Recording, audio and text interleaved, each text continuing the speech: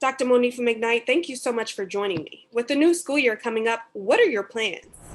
Bringing all of our students back in for an in-person experience 5 days a week with the teacher in the classroom is the priority. We have been planning for that and are just putting some touches on that so that we're able to soon share with our community exactly what that will look like and what the similarities are from our experiences prior to COVID-19, and then what we're going to build on to make the structure even better than it was prior to COVID-19.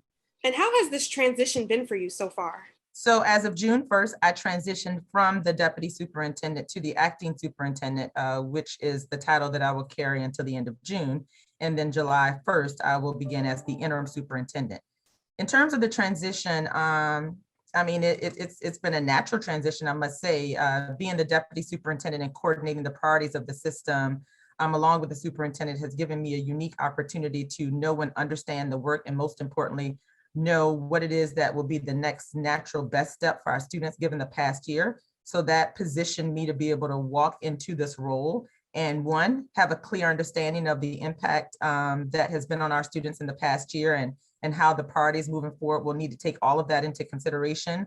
Two, I know the system very well. I had the unique opportunity to grow up professionally in the system, starting as a third-year teacher, and from there having my career occur here, with an exception of 1 year, and when I went away to Howard County and had a great learning experience there with lots of great people there, but I returned home.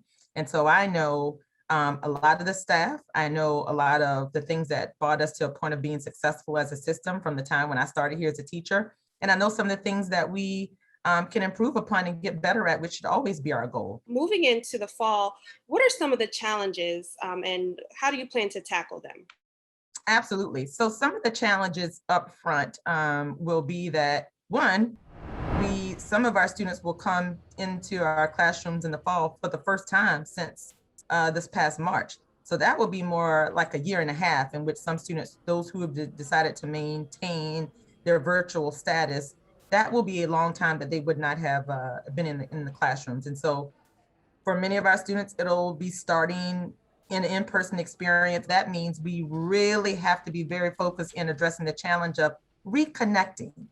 And that means reconnecting our students to their teachers, reconnecting our students to our new and improved school structures as they go back in, and also building a community within MCPS in which we all can acknowledge that over the past year and a half, the challenges that families may have experienced could be a wide variety of things, and being aware of that. And we're not going to find out what the impact of all those challenges have been on day one when the students return. But we are going to have to make a strong commitment to being in touch with our families, understanding dynamics that they have been impacted by, and really understanding those dynamics so that we can address whatever challenges they may present for our students when they come back into the building. If you find our videos useful to you, please like, share, and subscribe to our channel.